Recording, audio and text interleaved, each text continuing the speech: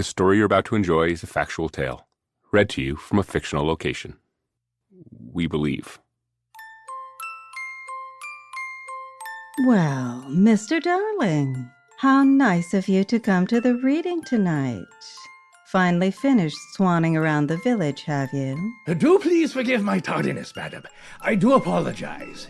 However, I should like to point out that I do not swan, I prowl. I'm sure. But did you need to prowl all day? I missed your company at dinner.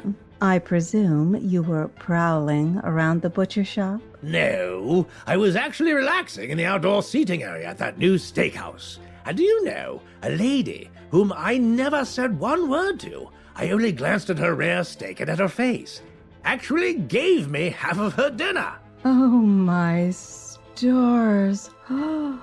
You were begging. I never said a word. I only looked at her. That's begging. She was being charitable. She insisted. Still begging.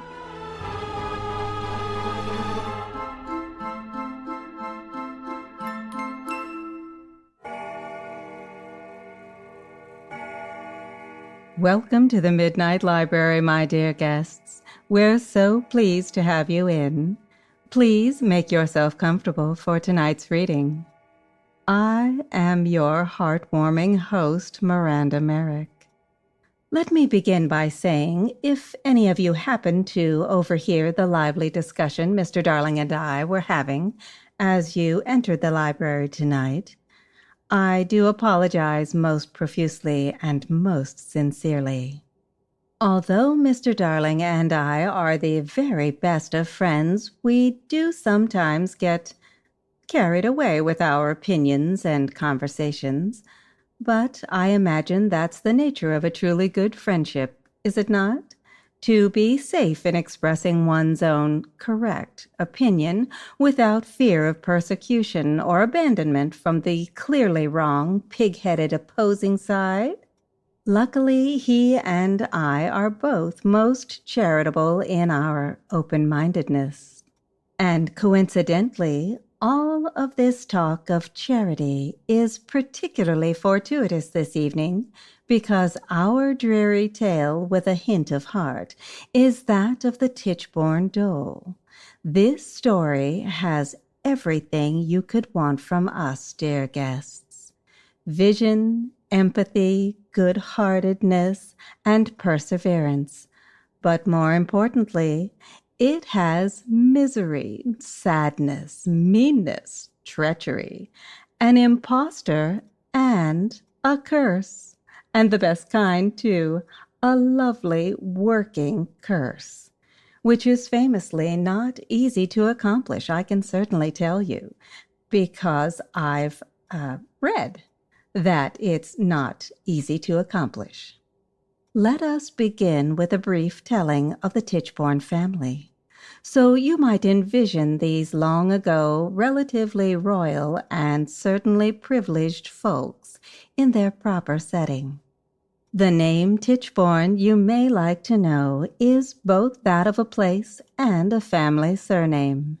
It was first known as a place located 4 miles east of Winchester, England, called Tichborne, during the Saxon times, and the origin of the name splits nicely into two.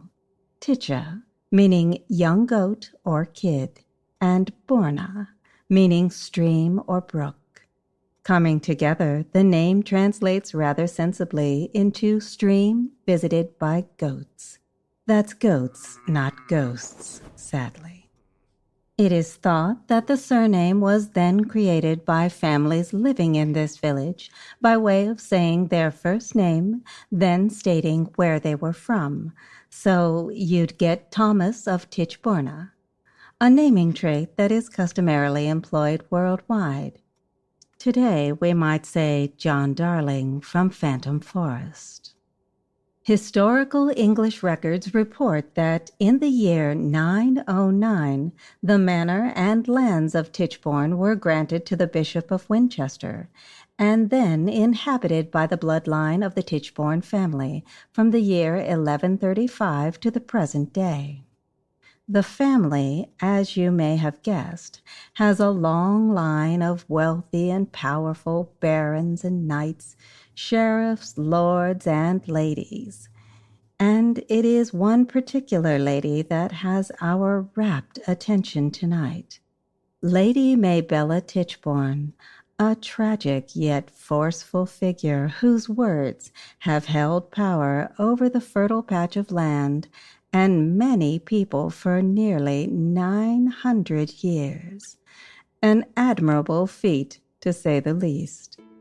As the story goes, in the year 1150, in the manor house of Sir Roger Tichborne, a knight known for his petulant and miserly nature, his good wife, Lady Tichborne, lay slowly dying. Despite being visited by the best physicians in the land, there was nothing that could be done to even improve her devastating condition, let alone cure her.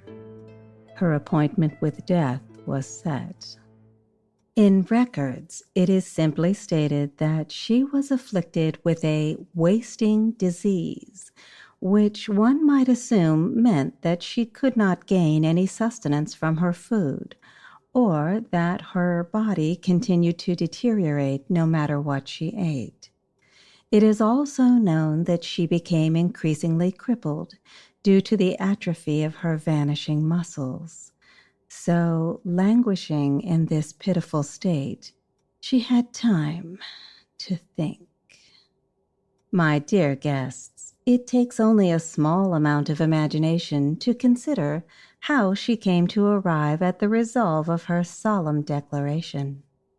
As she lay withering in her bed, her eyes taking in the lush decor of her master suite in the fine manor house with its regal furnishings, grand paintings, and elegant tapestries, it probably occurred to her that although she owned all of these rich belongings, they held no value for her whatsoever.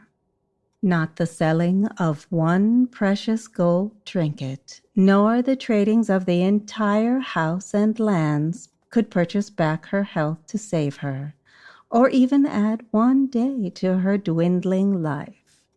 From her bed she watched the lower-class servants and housemaids, young and old, busily going about their directed chores.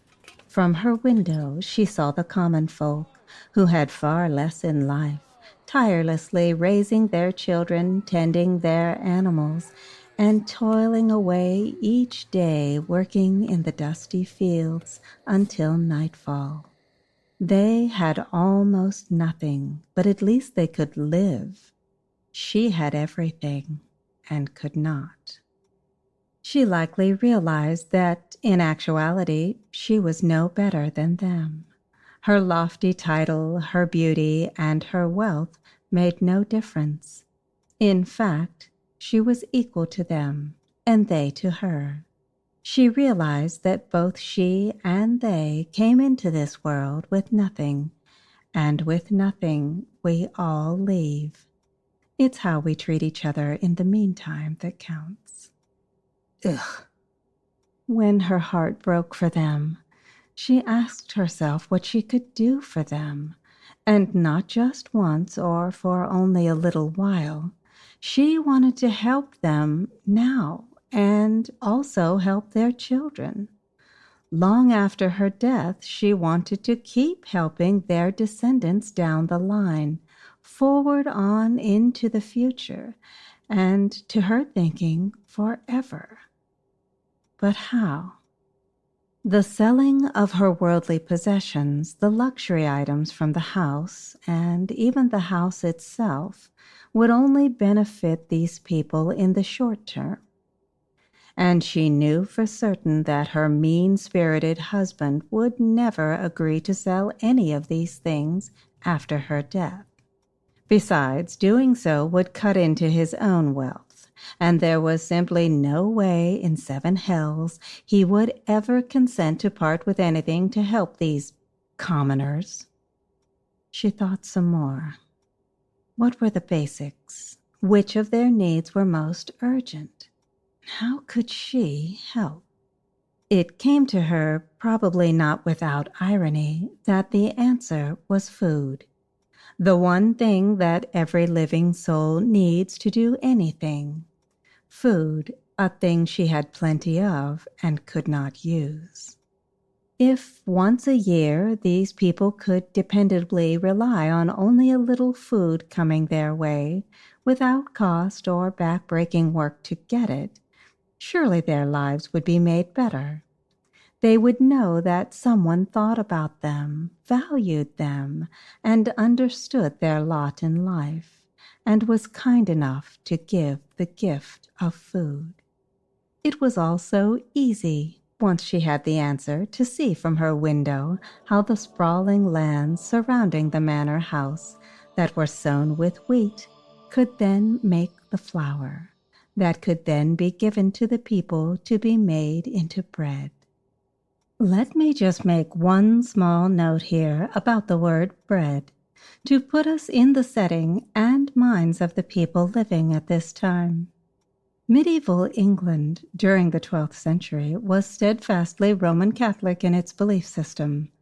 They believed in the presence of a holy realm, in heaven and hell, and most people prayed a solemn prayer each day that included the phrase, "Give us this day our daily bread." And while the word bread included in the prayer can be a metaphor and have deep religious references to the consuming of the body of Christ and being in commune with heavenly hosts, most common people who spoke these words more than likely thought of them literally. For most people living then, medieval times were oppressive and treacherous, even dangerous.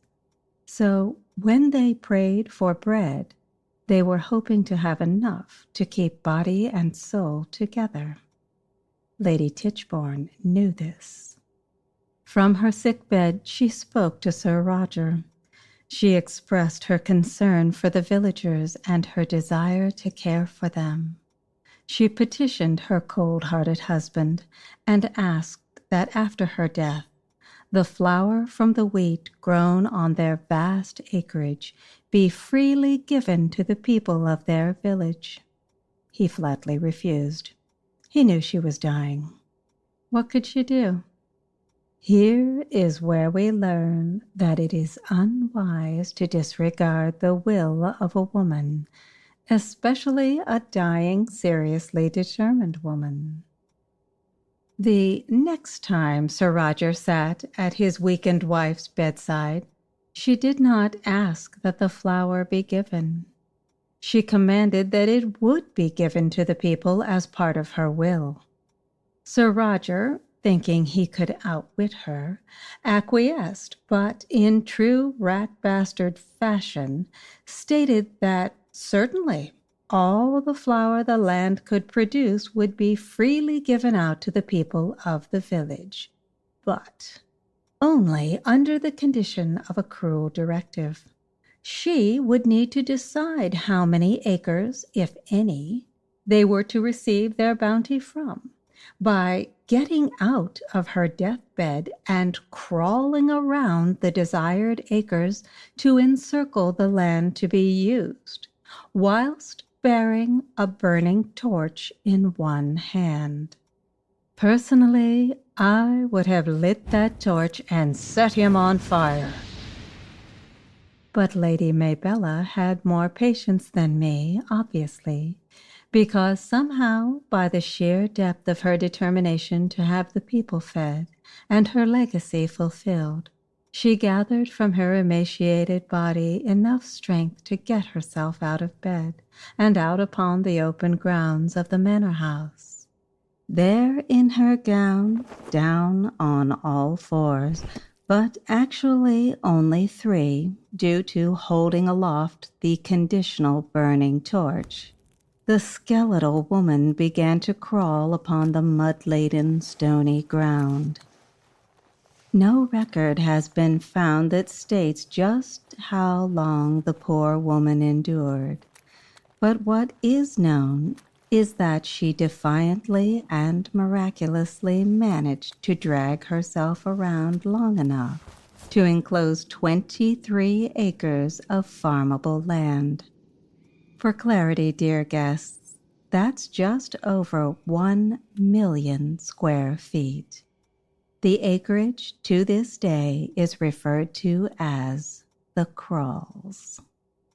It can only be assumed that upon collapsing, the pitiful soul was gathered up and returned to her bed to die. However, she did not die immediately, because she had one more command to deliver, not only for her contemptible husband, but also for his descendants, every Tichborne relative in the bloodline from there forward.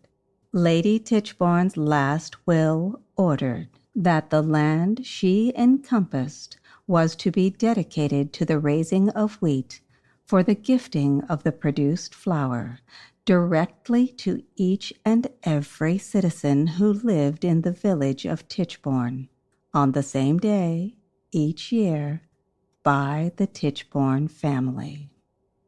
This would become known as the Tichborne Dole.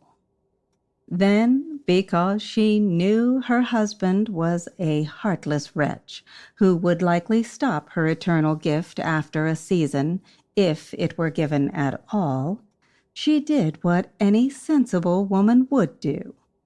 She included a curse. It went like this. If ever the gift of the dole were to be halted or stopped, the house of Tichborne would suffer and crumble.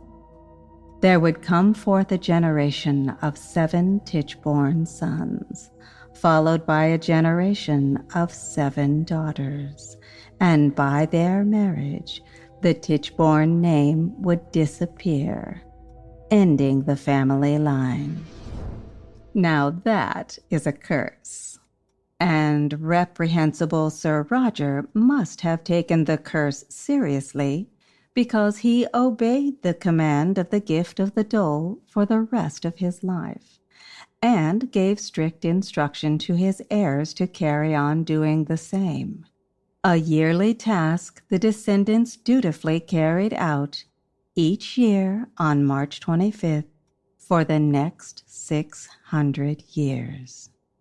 The day became known as Lady Day, and while it is said that in the early years loaves of bread were freely given out to each of the village inhabitants, it is known that sacks of flour were filled and given to each person who arrived on the giving day.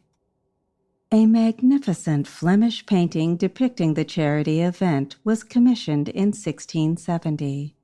The sizable artwork shows the obvious disparison between classes.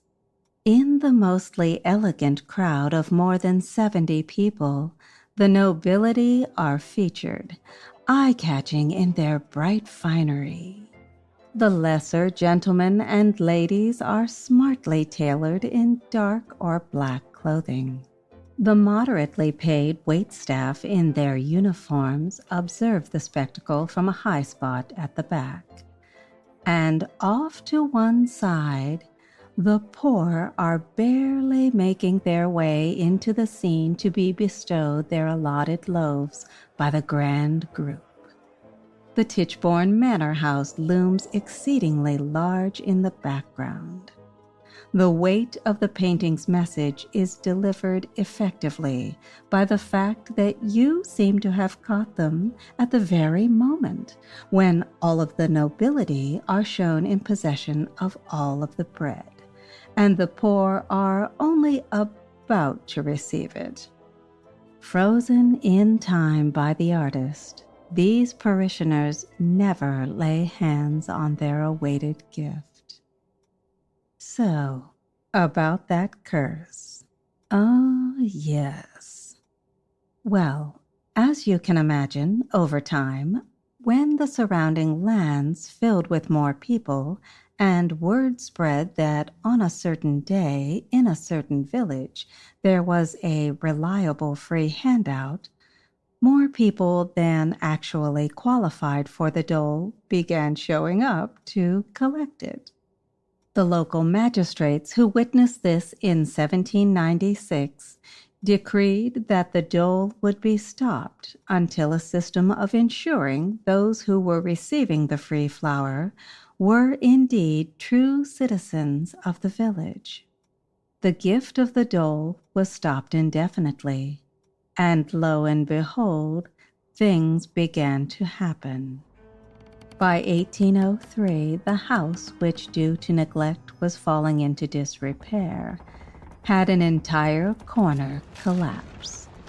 In the forthcoming years, the resident incumbent baronet, Sir Henry Tichborne, became the father of 7 sons. Anyone else feel the chill in the air just now?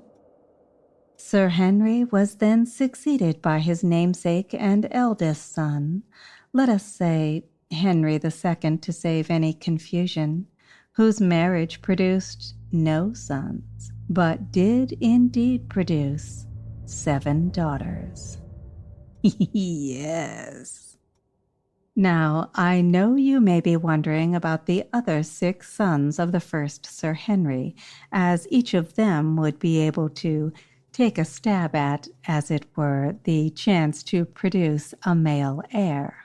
However, the title of baron could only be passed on to one son, and then on to one brother at a time. Oh, if we were to go into detail of how each of the Tichborne brothers fared in their turn at bat, well, we would be holed up in the library until it would be far too dangerous for several of you to make your way through the woods safely. I'll attempt to be brief while still impressing upon you the impact of our fine Lady Mabella's curse. Sir Henry's next brother, the second brother, died young and unmarried. The third son, Sir Edward, produced a son and a daughter, but the son died at age 6 in 1835.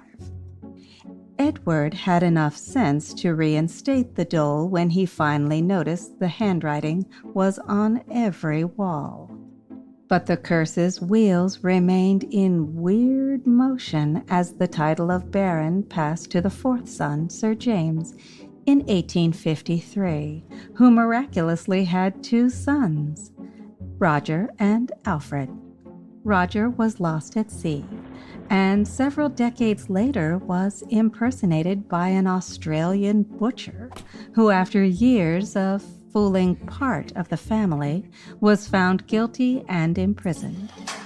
Roger's brother Alfred, who was born after the dole was desperately put back into action, lived long enough to succeed his father, Sir James, but he was a man of low character, who squandered away the family wealth, then died in 1866, leaving an unborn child. That child was born titled Sir Henry Doughty Tichborne, the 12th Baron of Tichborne, saving the family name. However, the trailing vapors of the curse still enveloped the heir when his title was challenged, and much of what was left of the family fortune went to his defense. 100 years later, the 14th and last Baron, Sir Anthony Joseph Henry Doughty Tichborne, died without a male heir, and the official baronetcy expired in 1968.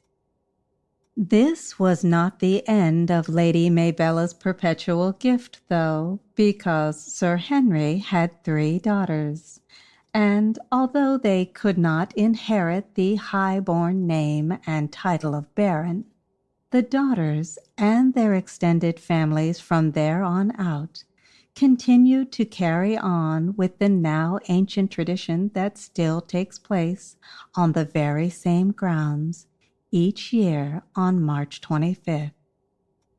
All because 900 years ago, a determined woman proclaimed that it would be, So there. And I hereby proclaim that tonight's reading must come to a close.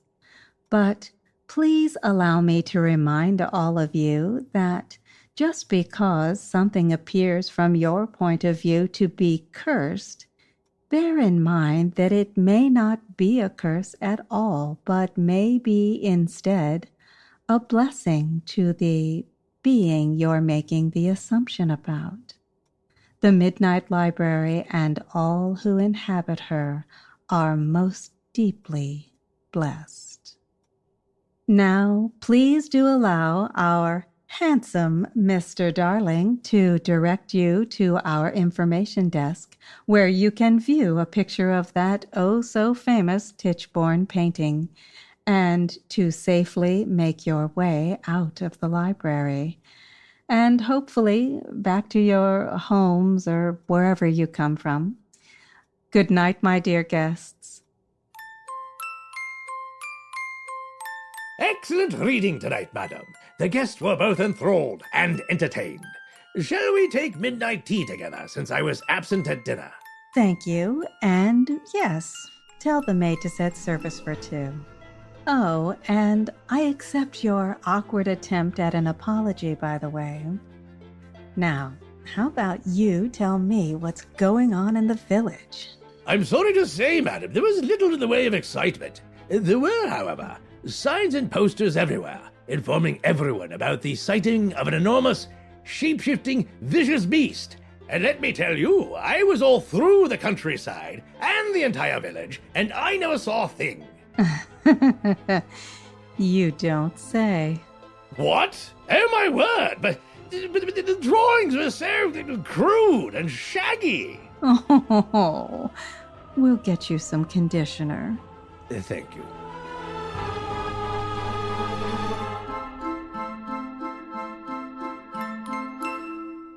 The Midnight Library is co-produced by Tess Feifel and Astonishing Legends Productions and is edited by Sarah Voorhees-Wendell with music and sound design by Ryan McCullough. Special thanks to Miranda Merrick and Mr. Darling. No part of the show may be reproduced in any manner without express written consent.